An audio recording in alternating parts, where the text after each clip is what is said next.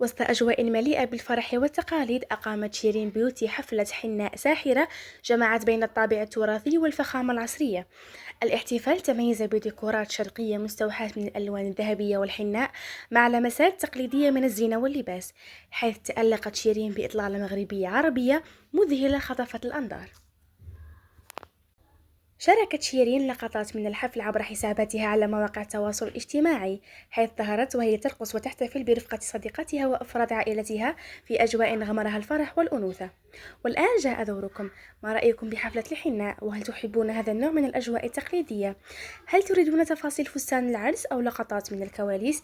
نحن بانتظار آرائكم. لا تنسوا الإعجاب بالفيديو والاشتراك في القناة لمتابعة كل جديد من أخبار المشاهير.